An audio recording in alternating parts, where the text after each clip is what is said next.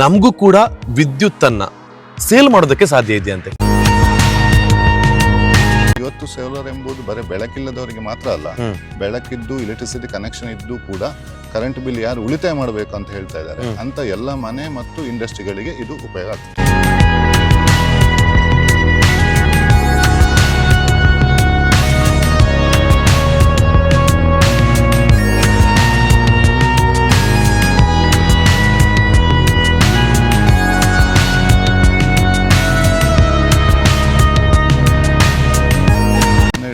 ಅದನ್ನ 8,500 ಯೂನಿಟ್ ಅನ್ನು ಉತ್ಪಾದನೆ ಮಾಡ್ತಾರೆ. ಇವರ ಖರ್ಚು 7,500. ಈಗ ಇನ್ನು ಕೆಲವು ಆಫ್ ಸೀಸನ್ ಅಂತ ತಗೊಳ್ಳಿ, ಆಗ ಏನಂತ ಹೇಳಿದ್ರೆ 5,000 ಯೂನಿಟ್ ಅಂತ ಮಾಡಿ. ಆಗ ಈ 3,500 ಯೂನಿಟ್ ಏನು ತಿಂಗಳಿಗೆ ಇವರು ಜನರೇಟ್ ಮಾಡ್ತಾರೆ, ಅದನ್ನು ಇವರು ಮೆಸ್ಕಾಮ್ಗೆ ಅಥವಾ ಕೆಬಿಗೆ ಇವರು ಸೇಲ್ ಮಾಡಬಹುದು. ಅದಕ್ಕೆ ಒಂದು ಯೂನಿಟ್ಗೆ ಇಷ್ಟು ರೂಪಾಯಿ ಅಂತ ಹೇಳಿ ಕೆಬಿ ಅವರೇ ಇವರಿಗೆ ವಾಪಸ್ ಹಣ ಕೊಡುವಂತ ವ್ಯವಸ್ಥೆ ಇದೆ. ಇದು ಮನೆಗೂ ಇದೆ. ಸೋಲಾರ್ ಎಂಬುದು ಇವತ್ತು ಎಲ್ಲ ನಮ್ಮ ಏನು ವಿದ್ಯುತ್ ಅನ್ನು ಉತ್ಪಾದನೆ ಮಾಡುವಂತ ಮೂಲ ಏನಿದೆ ಎಲ್ಲದರಲ್ಲಿ ಚೀಪೆಸ್ಟ್ ಈಗ ವಿದ್ಯುತ್ ಉತ್ಪನ್ನ ಆಗುವುದು ಸೋಲಾರ್ ಅಲ್ಲಿ. ನಮಸ್ಕಾರ ಎಲ್ರಿಗೂ, ನಾನು ವಿಜಯ್ ವಿಖ್ಯಾತ್. ಇವತ್ತು ನಾನಿರೋದು ಪುತ್ತೂರಿನ ವೆರಿ ಫೇಮಸ್ ಪುತ್ತೂರು ಕ್ಲಬ್ ಅಲ್ಲಿ. ಯಾಕೆಂತ ಹೇಳಿದ್ರೆ ಹಲವಾರು ರೀತಿಯ ಹೊಸತನಗಳಿಗೆ ಪುತ್ತೂರು ಕ್ಲಬ್ ಹೆಸರುವಾಸಿಯಾಗಿದೆ. ಬೇರೆ ಬೇರೆ ರೀತಿಯ ಆವಿಷ್ಕಾರಗಳನ್ನ ಈ ಪುತ್ತೂರು ಕ್ಲಬ್ ಮುಖಾಂತರವಾಗಿ ನಾವು ಇವತ್ತು ನೋಡ್ತಾ ಇದ್ದೇವೆ. ಸುಮಾರು 70 ಕಿಲೋವ್ಯಾಟ್ ನ ಸೋಲಾರ್ ಅಳವಡಿಕೆಯ ಮೂಲಕ ವಿದ್ಯುತ್ ಶಕ್ತಿಯನ್ನ ಸೂರ್ಯನ ನೇರವಾದ ಕಿರಣಗಳ ಮೂಲಕ ಶಕ್ತಿಯನ್ನು ಉಪಯೋಗಿಸಿಕೊಂಡು ಇಲ್ಲಿ ಬೆಳಕನ್ನು ಹರಿಸುವುದಕ್ಕೆ ಪ್ರಾರಂಭ ಮಾಡಿಕೊಂಡಿದೆ. ಇದರ ಬಗ್ಗೆ ಮಾಹಿತಿಯನ್ನು ಕೊಡೋದಕ್ಕೆ ನನ್ನ ಜೊತೆಗೆ ಜಾಯ್ನ್ ಆಗ್ತಾ ಇದ್ದಾರೆ ಪುತ್ತೂರು ಸೆಲ್ಕೋ ಇದರ ಸೀನಿಯರ್ ಮ್ಯಾನೇಜರ್ ಆಗಿರುವಂತಹ ಸುಧಾಕರ್ ಅವರು. ಸೊ ನನ್ನ ಜೊತೆಗೆ ಇಲ್ಲೇ ಇದ್ದಾರೆ. ಸರ್ ನಮಸ್ತೆ. ನಮಸ್ತೆ. ಹೇಗಿದ್ದೀರಿ ಸರ್? ಆರಾಮ ಸರ್. ಸೊ ಕಳೆದ ಎಷ್ಟು ವರ್ಷದಿಂದ ಪುತ್ತೂರಿನಲ್ಲಿ ಸೆಲ್ಕೋ ಇದೆ ಅಂತ? ಸರಿ, ಸುಮಾರು ಒಂದು 30 ವರ್ಷಗಳಿಂದ ಪುತ್ತೂರಲ್ಲಿ ಸೆಲ್ಕೋ ಒಂದು ಬ್ರಾಂಚ್ ಓಪನ್ ಆಗಿದೆ. ತುಂಬಾ ಬಡವರಿಗೆ ಕೂಡ ಈ ಒಂದು ಸಂಸ್ಥೆಯು ಹಲವಾರು ಯೋಜನೆಗಳನ್ನ ತಂದು ಅವರಿಗೆ ರೀಚ್ ಆಗಿದೆ. 2 ಲೈಟ್ ನ ಸಿಸ್ಟಮ್ ಇಂದ ಸ್ಟಾರ್ಟ್ ಆಗಿ 70 ಕಿಲೋವ್ಯಾಟ್ 100 ಕಿಲೋವ್ಯಾಟ್ ವರೆಗೆ ಅಳವಡಿಸುವಂತ ಸಾಮರ್ಥ್ಯವನ್ನು ನಾವು ಇದು ಮಾಡಿದ್ದೇವೆ. ಪ್ರತಿಯೊಬ್ಬರು ಹೇಳೋದು ಇಷ್ಟೇ, ನನ್ನ ಮನೆಯಲ್ಲಿ ಕರೆಂಟ್ ಇದೆ, ನನಗೆ ಕರೆಂಟ್ ಇವಾಗ ಉಚಿತವಾಗಿ ಸಿಗುತ್ತೆ, ಕರೆಂಟ್ ಹೋದ್ರೆ ಇನ್ವರ್ಟರ್ ಇದೆ ಅಂತ. ಇದೆಲ್ಲ ಇದ್ದಾಗ್ಲೂ ಕೂಡ ಸೋಲಾರ್ನ ಅವಶ್ಯಕತೆ ಇದೆಯಾ ಅಂತ? ಖಂಡಿತವಾಗಿ ಸರ್. ಇದು ಮುಗಿಯದಂತ ಒಂದು ಸೂರ್ಯನ ಬೆಳಕು. ಇಲ್ಲಿ ಸೂರ್ಯನ ಏನು ಇದರಲ್ಲಿ ಇದಿಲ್ಲ, ಬರೀ ಸೂರ್ಯನ ಬೆಳಕಲ್ಲಿ ಜನರೇಟ್ ಆಗಿ ಇದು ಮನೆಗಳಿಗೆ ವಿದ್ಯುತ್ ಅನ್ನು ಹರಿಸ್ತಾ ಇರುತ್ತೆ. ಹಾಗಿದ್ರೆ ಸೆಲ್ಕೋ ಇದಕ್ಕೆ ಸರಿಯಾಗಿರುವಂತ ಆಯ್ಕೆ ಅಂತ ಹೇಳ್ಕೊಳ್ತೀನಿ. ಸೊ ನಿಮ್ಮೆಲ್ಲ ಮಾಹಿತಿಗಾಗಿ ಧನ್ಯವಾದ ಸರ್. Thank you. ಇವಾಗ ನನ್ನ ಜೊತೆಗೆ Selco solar light private limited ಇದರ ಸಿಇಒ ಆಗಿರುವಂತ ಗುರುಪ್ರಕಾಶ್ ಶೆಟ್ಟಿ ಅವರಿದ್ದಾರೆ. ಸರ್ ನಮಸ್ತೆ. ನಿಮಗೆ ನಮಸ್ಕಾರ. ನಾವು ಮೊದಲು ಏನಂತ ಹೇಳಿದ್ರೆ ಬ್ಯಾಟ್ರಿ ಮುಖಾಂತರ ಅಂದ್ರೆ ಎಲೆಕ್ಟ್ರಿಸಿಟಿ ಇಲ್ಲದವರಿಗೆ ಬೆಳಕನ್ನು ಕೊಡಬೇಕು ಅಂತ ಕಂಪನಿ ಸ್ಟಾರ್ಟ್ ಮಾಡಿದ್ದು. ಬಟ್ ಇವತ್ತಿನ ದಿನಮಾನದಲ್ಲಿ ಏನಾಗಿದೆ ಅಂತ ಹೇಳಿದ್ರೆ ಬೆಳಕಿನ ಜೊತೆಗೆ ಕರೆಂಟ್ ಬಿಲ್ ಅನ್ನು ಸೇವ್ ಮಾಡುದು, ಅಂದ್ರೆ ಎಲೆಕ್ಟ್ರಿಸಿಟಿ ಬಿಲ್ ಸೇವ್ ಮಾಡಬೇಕು ಅಂತ ತುಂಬಾ ಜನರಿಗೆ ಬಂದಿದೆ. ಸೊ ಎಸ್ಪೆಷಲಿ ಈ ಪುತ್ತೂರು ಕ್ಲಬ್ನಂತ ಇನ್ಸ್ಟಿಟ್ಯೂಟ್ಗಳು ಅಥವಾ ಆರ್ಗನೈಸೇಷನ್ಗಳು ಅವ್ರು ಸಾಧಾರಣ ಅವರ ಕನ್ಸ್ಯೂಮ್ಷನ್ ಎಂಬುದು ತುಂಬಾ ಜಾಸ್ತಿ ಇರ್ತದೆ. ಈಗ ಇಲ್ಲಿ ನೋಡಿದ್ರೆ ಅಂತ ಹೇಳಿದ್ರೆ ಸಾಧಾರಣ ಇವರಿಗೆ ಒಂದು 7,000 ಯೂನಿಟ್ ತಿಂಗಳಿಗೆ ಕನ್ಸ್ಯೂಮ್ಷನ್ ಇದೆ. ದಿನಕ್ಕೆ ಅಂತ ಹೇಳಿದ್ರೆ ಸಾಧಾರಣ 200-250 ಯೂನಿಟ್ ಕನ್ಸ್ಯೂಮ್ಷನ್ ಇದೆ. ಸೊ ನಾವೀಗ 70 ಕಿಲೋವ್ಯಾಟ್ ಸೋಲಾರ್ ಹಾಕಿದ್ರಿಂದ ಏನಾಗ್ತದೆ ಅಂತ ಹೇಳಿದ್ರೆ ಅವರಿಗೆ ಒಂದು ದಿನಕ್ಕೆ ಒಂದು 280 ಯೂನಿಟ್, ಒಂದು ತಿಂಗಳಿಗೆ ಆಲ್ಮೋಸ್ಟ್ ಹೇಳುವಾಗ ಒಂದು 8,500 ಯೂನಿಟ್ ಜನರೇಟ್ ಆಗ್ತದೆ. ಸೊ ಇವರಿಗೆ ಏನು ಎಲೆಕ್ಟ್ರಿಸಿಟಿ ಬಿಲ್ ಬರ್ತಾ ಇತ್ತು ಆಲ್ಮೋಸ್ಟ್ ಅದು ಝೀರೋ ಆಗಿಬಿಡ್ತದೆ. ಸೊ ಇದು ನೀವು ಹೇಳಿದಾಗೆ ಇದು ಇನ್ಸ್ಟಿಟ್ಯೂಟ್ ಅಂತಲ್ಲ, ಇವತ್ತೊಂದು ಮನೆಗಳಿಗೆ ಕೂಡ ಸಣ್ಣ ಮನೆ ಅಂತ ಇದ್ರೆ ಒಂದು 400-500 ಯೂನಿಟ್ ಕನ್ಸ್ಯೂಮ್ ಮಾಡ್ತಾರೆ ಅಂತ ಇದ್ರೆ ಅಂತವ್ರಿಗೆ ಕೂಡ ಇಂಥ ಸಿಸ್ಟಮ್ಗಳು ಇದೆ ಇವತ್ತು. ಅಂದ್ರೆ 2 ಕಿಲೋವ್ಯಾಟ್ 3 ಕಿಲೋವ್ಯಾಟ್ ಅವ್ರಿಗೆ ಕೂಡ ಈ ಒಂದು ಚಾನ್ಸ್ ಇದೆ ಏನಂತ ಹೇಳಿದ್ರೆ ಎಲೆಕ್ಟ್ರಿಸಿಟಿ ಬಿಲ್ ಅನ್ನು ಝೀರೋ ಮಾಡುವಂತ. ಸೊ ಹಾಗಾಗಿ ಇವತ್ತು ಸೋಲಾರ್ ಎಂಬುದು ಬರೀ ಬೆಳಕಿಲ್ಲದವರಿಗೆ ಮಾತ್ರ ಅಲ್ಲ, ಬೆಳಕಿದ್ದು ಎಲೆಕ್ಟ್ರಿಸಿಟಿ ಕನೆಕ್ಷನ್ ಇದ್ದು ಕೂಡ ಕರೆಂಟ್ ಬಿಲ್ ಯಾರು ಉಳಿತಾಯ ಮಾಡಬೇಕು ಅಂತ ಹೇಳ್ತಾ ಇದ್ದಾರೆ ಅಂತ ಎಲ್ಲ ಮನೆ ಮತ್ತು ಇಂಡಸ್ಟ್ರಿಗಳಿಗೆ ಇದು ಉಪಯೋಗ ಆಗ್ತದೆ. ಇವಾಗ ನಾವು ಈ ರೀತಿಯ ಸೋಲಾರ್ ಪ್ಯಾನೆಲ್ ಗಳನ್ನ ಹಾಕಿದ್ರೆ ನಮಗೂ ಕೂಡ ವಿದ್ಯುತ್ ಅನ್ನ ಸೇಲ್ ಮಾಡೋದಕ್ಕೆ ಸಾಧ್ಯ ಇದೆಯಂತೆ. ಈಗ ಉದಾಹರಣೆ ನಾನು ಇದೇ ಎಕ್ಸಾಂಪಲ್ ಪುನಃ ಹೇಳುವಂತದ್ದು ಕೂಡ, ಈಗ ನಾನು ಹೇಳಿದೆ ಇವರು ಸಾಧಾರಣ 8,500 ಯೂನಿಟ್ ಅನ್ನು ಉತ್ಪಾದನೆ ಮಾಡ್ತಾರೆ. ಇವರ ಖರ್ಚು 7,500. ಈಗ ಇನ್ನು ಕೆಲವು ಆಫ್ ಸೀಸನ್ ಅಂತ ತಗೊಳ್ಳಿ, ಆಗ ಏನಂತ ಹೇಳಿದ್ರೆ 5,000 ಯೂನಿಟ್ ಅಂತ ಮಾಡಿ. ಆಗ ಈ 3,500 ಯೂನಿಟ್ ಏನು ತಿಂಗಳಿಗೆ ಇವರು ಜನರೇಟ್ ಮಾಡ್ತಾರೆ ಅದನ್ನು ಇವರು ಮೆಸ್ಕಾಮ್ಗೆ ಅಥವಾ ಕೆಬಿಗೆ ಇವರು ಸೇಲ್ ಮಾಡಬಹುದು. ಅದಕ್ಕೆ ಒಂದು ಯೂನಿಟ್ಗೆ ಇಷ್ಟು ರೂಪಾಯಿ ಅಂತ ಹೇಳಿ ಕೆಬಿ ಅವರೇ ಇವರಿಗೆ ವಾಪಸ್ ಹಣ ಕೊಡುವಂತ ವ್ಯವಸ್ಥೆ ಇದೆ. ಇದು ಮನೆಗೂ ಇದೆ. ಅಕಸ್ಮಾತ್ ಇದು ಸ್ವಲ್ಪ ಪ್ರಚಾರದ ಕೊರತೆ ಮತ್ತು ಜನರಿಗೆ ಏನಾಗಿದೆ ಅಂತ ಹೇಳಿದ್ರೆ ಸೋಲಾರ್ ಕಾಸ್ಟ್ಲಿ, ಮಳೆಗಾಲದಲ್ಲಿ ಕೆಲಸ ಮಾಡುವುದು ಅಪನಂಬಿಕೆಗಳಿದೆ. ಆಕ್ಚುಲಿ ಆ ತರ ಇಲ್ಲ. ಸೋಲಾರ್ ಎಂಬುದು ಇವತ್ತು ಎಲ್ಲ ನಮ್ಮ ಏನು ವಿದ್ಯುತ್ ಅನ್ನು ಉತ್ಪಾದನೆ ಮಾಡುವಂತ ಮೂಲ ಏನಿದೆ ಎಲ್ಲದರಲ್ಲಿ ಚೀಪೆಸ್ಟ್ ಈಗ ವಿದ್ಯುತ್ ಉತ್ಪನ್ನ ಆಗುವುದು ಸೋಲಾರ್ ಅಲ್ಲಿ. ಸೊ ಇನ್ನು ಮುಂದಿನ ದಿನಗಳಲ್ಲಿ ಇನ್ನೊಂದು ಏನಾಗ್ತದೆ ಅಂತ ಹೇಳಿದ್ರೆ, ಈಗ ನಾವು ಈ ತರ ಎಲೆಕ್ಟ್ರಿಸಿಟಿಯನ್ನು ಸೇಲ್ ಮಾಡ್ತಾ ಇದ್ದೇವೆ, ಇನ್ನು ಮುಂದಿನ ದಿನಗಳಲ್ಲಿ ನಾವು ಇನ್ನು ಸ್ಟೋರೇಜ್ ಮಾಡುವಂತ ವ್ಯವಸ್ಥೆನೂ ಕೂಡ ಬರ್ಬೋದು. ಯಾಕಂದ್ರೆ ಇವತ್ತೇನಾಗಿದೆ, ಸರ್ಕಾರಕ್ಕೂ ಕೂಡ ನಿಮ್ಮ ವಿದ್ಯುತ್ತನ್ನು ನೀವೇ ಉತ್ಪಾದನೆ ಮಾಡಿ ಎಂಬ ಒಂದು ಕಲ್ಪನೆ ಬರ್ತಾ ಇದೆ. ಅದು ನೀವೇ ಉತ್ಪಾದನೆ ಮಾಡಿ ಮತ್ತೆ ನೀವೇ ಉಪಯೋಗ ಮಾಡಿ ಅಂತ. ಸೊ ಮುಂದಿನ ದಿನಗಳಲ್ಲಿ ನನ್ನ ಲೆಕ್ಕದಲ್ಲಿ ಬರುವ ವರ್ಷದಿಂದ ಈಗಲೇ ಬಂದಿದೆ ಟೆಕ್ನಾಲಜಿ, ಬಟ್ ಸರ್ಕಾರದ ಇದು ಕಾನೂನು ಕೂಡ ಬರಬಹುದು. ಅಂದ್ರೆ ಬ್ಯಾಟ್ರಿ ಬ್ಯಾಂಕ್ ಅಂದ್ರೆ BES ಸಿಸ್ಟಮ್ ಅಂತ ಹೇಳ್ತೀವಿ ನಾವು. ನಿಮ್ಮ ಸೋಲಾರ್ ಅನ್ನು ಉತ್ಪಾದನೆ ಮಾಡಿ ಲಿಥಿಯಂ ಬೇಸ್ಡ್ ಆಗಿ ಬ್ಯಾಟ್ರಿಯನ್ನು ನೀವೇ ಸ್ಟೋರ್ ಮಾಡಿ ನೈಟಿಗೆ ಬೇಕಾಗಿರುವಂತ AC ಇರ್ಬೋದು, ಫ್ಯಾನ್ ಇರ್ಬೋದು, ಎಲ್ಲವೂ ಕೂಡ ಸೌರಶಕ್ತಿಯಲ್ಲೇ ರನ್ ಆಗುವಾಗ ಈ ಸಿಸ್ಟಮ್ ಕೂಡ ಬರ್ತದೆ. ಮತ್ತೊಂದು ವಿಷಯ, ಮಳೆಗಾಲದಲ್ಲಿ ನೀವು ಅವಾಗ ಮಾತಾಗು ಹೇಳ್ತಾ ಇದ್ರಿ ಒಂದು ಅಪನಂಬಿಕೆಗಳು ಜನರಿಗೆ ಇದೆ ಅಂತ.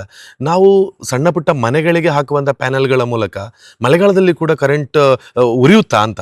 ಖಂಡಿತ ಉರಿತದೆ. ಈಗ ನಾನು ಆಗಲೇ ಹೇಳಿದಾಗೆ ಸೋಲಾರ್ ಒಂದು ಬ್ಯೂಟಿ ಏನಂತ ಹೇಳಿದ್ರೆ, ಈಗ ನನ್ನದೊಂದು ಸಣ್ಣ ಮನೆ ಅಂತ ಆದ್ರೆ ನನಗೆ ಬರೀ 4 ಲೈಟ್ 1-2 ಫ್ಯಾನ್ ಬೇಕು ಅಂತ ಆದ್ರೆ ಅದಕ್ಕೆ ಬೇಕಾದ ಸಿಸ್ಟಮ್ ಇದೆ.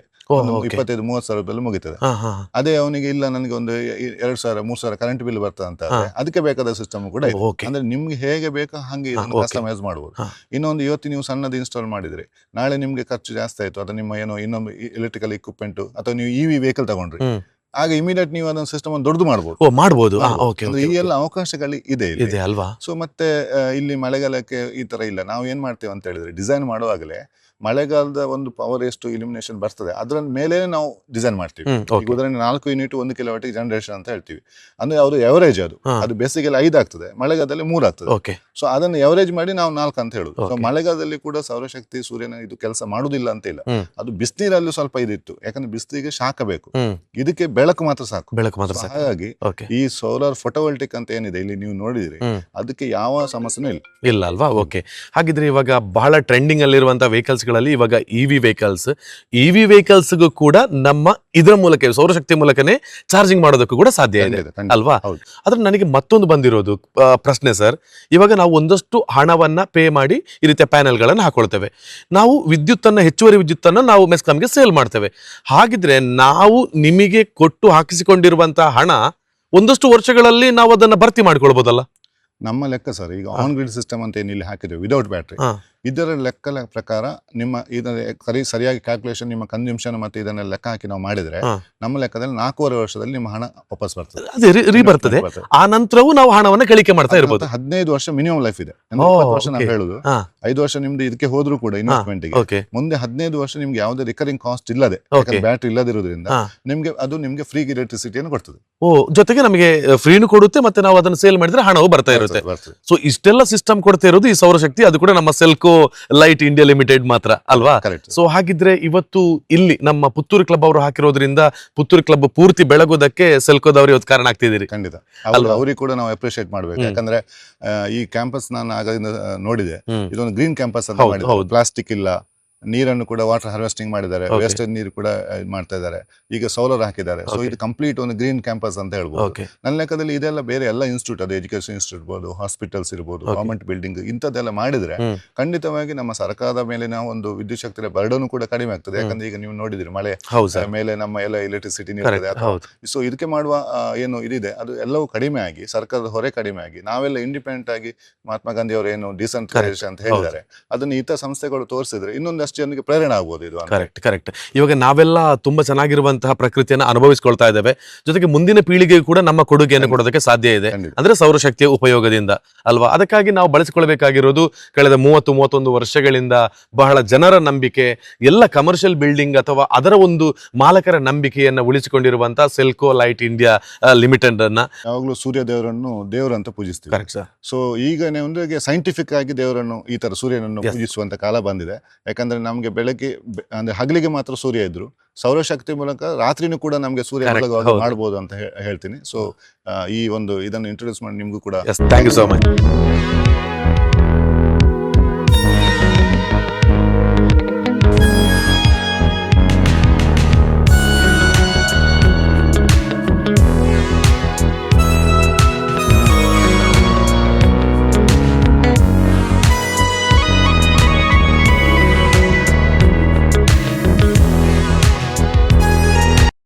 ಬಂದವ್ರಿಗೆಲ್ಲ ಸ್ವಾಗತ. ಅದೇ ಹೇಳಿದಾಗೆ ನಮ್ಮ ಕ್ಲಬ್ ಲಾಸ್ಟ್ 2014 ಇನಾಗ್ರೇಟ್ ಆಗಿದ್ದು, ಇವತ್ತಿಗೆ 12 ವರ್ಷ ಆಯಿತು ಇನಾಗ್ರೇಷನ್ ಆಗಿ.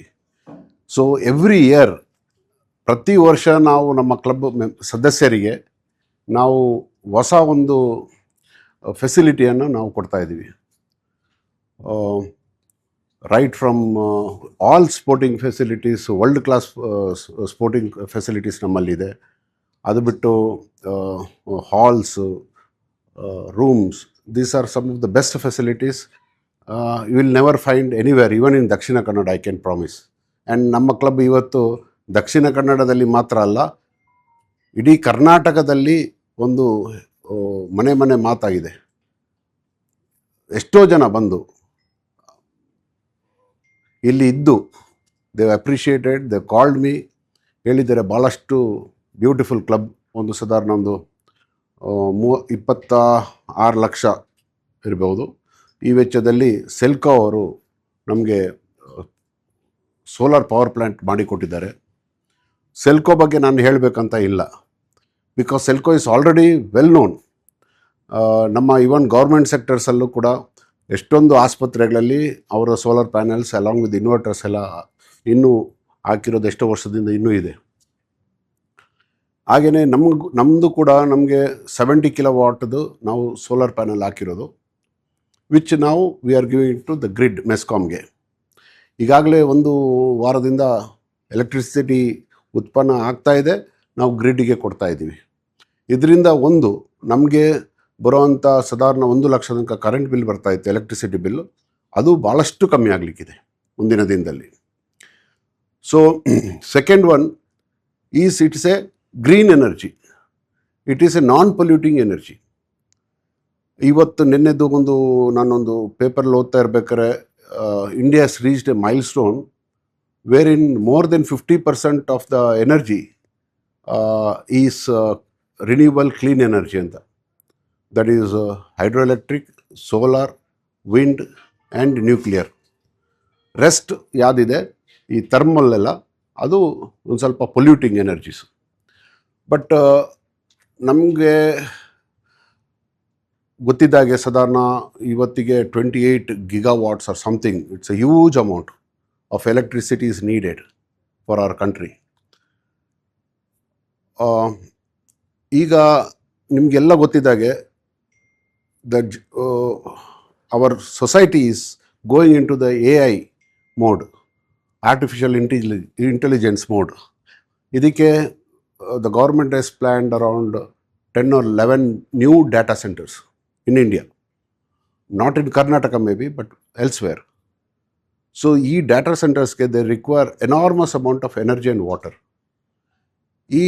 ಯಾಕಂದರೆ ಡೇಟಾ ಸೆಂಟರ್ಸ್ ನಾವು ಬಿಲ್ಡ್ ಮಾಡಲಿಲ್ಲ ಅಂದರೆ we cannot compete with any other country in this one. So ಇದಕ್ಕೆ ಎನರ್ಜಿ ಬೇಕು ನಮಗೆ. ಸೊ ಎನರ್ಜಿ ಬೇಕು ಅಂದರೆ ನಾವು ಎಲ್ಲಾದರೂ ಸ್ಟಾರ್ಟ್ ಮಾಡಬೇಕು. So even 70 kilowatts, it's a small thing compared to what AI industry requires, but it is something that everybody can contribute. ಎಲ್ಲ ಸಂಸ್ಥೆಗಳು ಇದೇ ಥರ ಹೋದರೆ ನಮಗೆ ಸೋಲಾರ್ ಎನರ್ಜಿ ಕಂಪ್ಲೀಟ್ ಯೂಟಿಲೈಸ್ ಆದರೆ ನಮಗೆ ಈ ಶಾರ್ಟ್ ಫಾಲ್ಸ್ ಆಫ್ ಎಲೆಕ್ಟ್ರಿಸಿಟಿ ಕಮ್ಮಿ ಬರ್ತದೆ. ಬೋರ್ವೆಲ್ಸ್ಗೆ 2 ಬೋರ್ವೆಲ್ಸ್ಗೆ ರೀಚ್ ಆದರೂ ನಮಗೆ ಮುನ್ಸಿಪಾಲ್ಟಿಗೆ ಮಾಡ್ಕೊಂಡಿದ್ದೀವಿ. Green planet to Pune highway, the missing link, ಅದು ಕ್ರ್ಯಾಶ್ ಆಯಿತು. ವಯನಾಡಲ್ಲಿ ಮೊನ್ನೆ ಆದ ಜಾಗದಲ್ಲೇ ಮತ್ತೊಮ್ಮೆ ಲ್ಯಾಂಡ್ಸ್ಲೈಡ್ ಆಯಿತು. There is a loss of life and nature in this. Along with that there is a loss of wild life with the simple solution of solar energy. ಯಾಕಂದರೆ ನಾನು ನೋಡಿದಾಗೆ solar energy is the cheapest means of other than ಹೈಡ್ರೋಎಲೆಕ್ಟ್ರಿಕ್.